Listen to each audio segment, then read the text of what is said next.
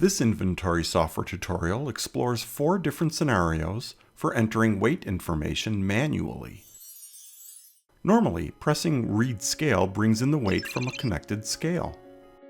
In our first example, let's say a delivery is made where the weight was reported by the delivery truck. To enter this without having to reweigh it, press the Manual Entry button and manually enter the weight. Our second example is the need to manually correct an entry already in the system. Simply press the Toggle Edit button and then manually key in the corrected value. Be sure to press the Toggle Edit button again when you're done. Note, this feature can optionally be password protected. In our third example, we'll show how the software can be configured in case your scale doesn't communicate with the PC.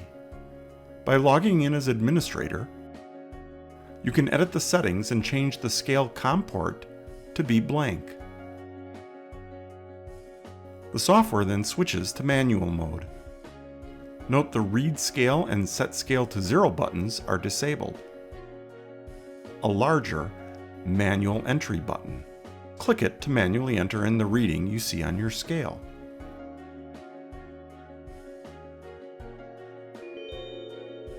When you do get a scale that talks to a PC, enter the scale settings to turn that feature back on. Our final example covers how to manually backdate an entry. Only administrators can perform this function, so log in and then click on the History button.